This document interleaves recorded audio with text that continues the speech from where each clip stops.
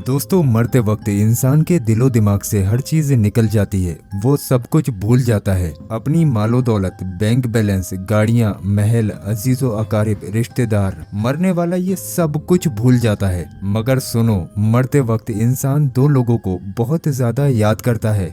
दो ऐसे लोग हैं जिनको मरने वाला इंसान कभी भी नहीं भूलता। इनको सामने बिठाकर चीखने की कोशिश करता है, इनके गम में, इनके अरमान में रोने की कोशिश करता है, मगर अफसोस रो भी नहीं पाता है। हजरत मौलाना जलालुद्दीन रूमी रहमतुल्लाह ताला अलैह फरमाते हैं, मेरे मोहल्ले में एक शख्स जिंदगी और मौत की जंग लड़ रहा था, यानी कि मरने वाला ही था, मौत के बिल्कुल करीब था। लोग मेरे पास आए, हजरत हमारा एक शख्स मरने वाला है, आप आए उन्हें कलमा पढ़ने की तस्कीन करें, कुरान पढ़ने की तस्कीन करें। हजरत मौलाना जलालुद्दीन रूमी रहमतुल्लाह ताला अलैह फरमाते हैं, मैं उस मरने वाले के घर पहुंचा, उसके करीब बैठ गया। आसपास में उसके दोस्त, रिश्तेदार, अजीजो अकारिब बैठे हुए थे जो उसके मरने का इंतजार कर रहे थे। अब इस मरने वाले की आंखें छत पर लगी हुई थीं। वो कुछ सोच रहा था। अल्लाह ने उसे बोलने की तौफीक दी कि अचानक वो रो रो कर कहने लगा, मेरे बच्चे कहाँ हैं? अल्लाह अकबर। उसको न कमाया गया माल याद आया, न दौलत याद आई, न बैंक बैलेंस, न अजीजो अकारिब, सारे दोस्त, यहाँ तक कि न उसे माँ याद आई और न ही उसको बाप याद आया, न बहन, न भाई।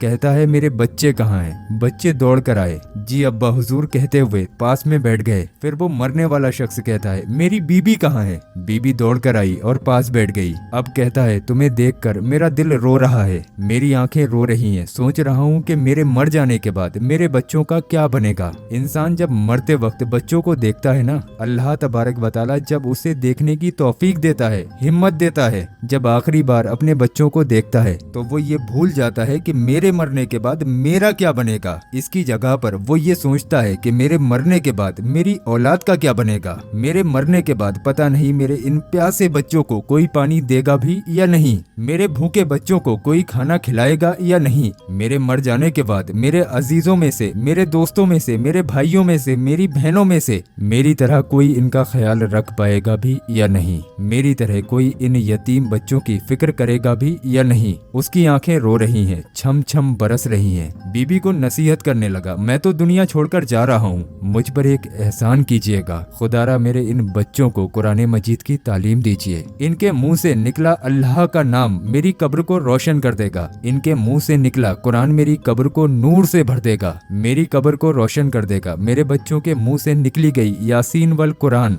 अल हकीम, इन कलाम, अल मुरसलीन, अल सिरात मुस्तकीम मुझे जहन्नम की आग से दूर कर देगा, अल्लाह के अजाब से दूर कर देगा। खुदारा मेरे बच्चों को कुरान मजीद जरूर पढ़ाना, इनको दीन की तालीम देना। मैं हाथ जोड़कर तमाम भाइयों के आगे गुजारिश करता हूँ, आप भी अपने बच्चों को कुरान मजीद जरूर पढ़ाएं, अपने बच्चों को दीन की तालीम दें। क्या तुमने वो वाकया नहीं सुना? हजरत मूसा अलैहिस्सलाम का एक मर्तबा एक कब्रिस्तान के बराबर से गुजर हुआ। आपने देखा कब्रिस्तान की एक कब्र के अंदर मुर्दे को दर्दनाक अजाब दिया जा रहा है। मुर्दा अजाब में मुब्तला है, उसकी कब्र जहन्नम के गड्ढों में से एक गड्ढा बनी हुई है। मुर्दा चीखो पुकार कर रहा है। हजरत मूसा अलैहिस्सलाम आगे चले गए। काम करने के बाद वापसी में जब आपका उसी रास्ते से गुजर हुआ तो आपने देखा वही जहन्नम में जलने वाला शख्स जिसकी कब्र में अजाब दिया जा रहा था, अब वो शख्स जन्नत में टहल रहा है। उसकी कब्र जन्नत के बागों में से एक बाग बनी हुई है। आपने दोनों हाथों को उठाया और अर्ज किया, ऐ मेरे मालिक, थोड़ी देर पहले मैं यहाँ से गुजर रहा था, यही कब्र जहन्नम के गड्ढों में से एक गड्ढा बनी हुई थी, थोड़ी देर बाद ये जन्नत के बागों में से एक बाग कैसे बन गई? मेरे अल्लाह ने फरमाया, ऐ मूसा, ये शख्स जब मरा था ना,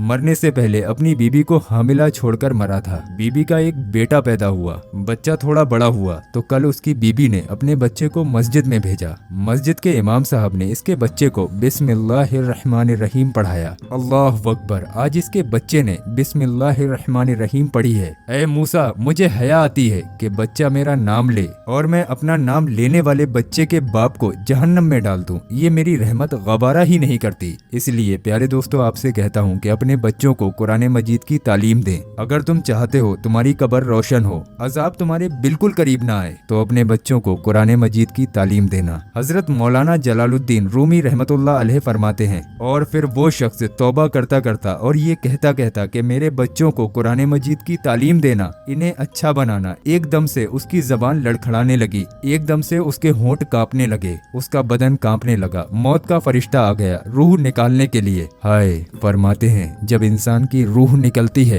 तो उसका मुंह खुल जाता है, दोनों होठ एक दूसरे से जुदा हो जाते हैं। इंसान की रूह इंसान के पैरों से निकलती हुई ऊपर की तरफ आती है। जब दिल और फेफड़ों तक पहुंचती है तो ये वो लम्हा होता है, ये वो वक्त होता है कि जब इंसान जिंदगी में पहली बार अपनी आंखों से दुनिया में फरिश्ते और शैतान को एक साथ देखता है। ये वो वक्त होता है जब रूह दिल और फेफड़ों तक पहुंचती है। उस वक्त ये इंसान अधमरा हो जाता है। जब इंसान शैतानों और फरिश्तों को देख रहा होता है, एक तरफ शैतान उसके कान में मशवरा देता है, दूसरी तरफ इसकी जबान से इसके अमल के मुताबिक अल्फाज निकलने लगते हैं। अगर इंसान नेक होता है, नमाजी होता है, इबादत गुजार होता है और अगर अल्लाह का नेक बंदा होता है तो फिर इसका दिमाग इसकी जुबान को कलमा पढ़ने की तरकीब करता है, अल्लाह अकबर कुरान पढ़ने की ताकीद करता है, दुरूद पाक पढ़ने की ताकीद करता है। और अगर इंसान नेक नहीं होता है तो फिर इसका जो दिमाग कहता है वो अजीब सी हैबत का शिकार हो जाता है और इंसान शैतान के मशवरे को कबूल कर बैठता है।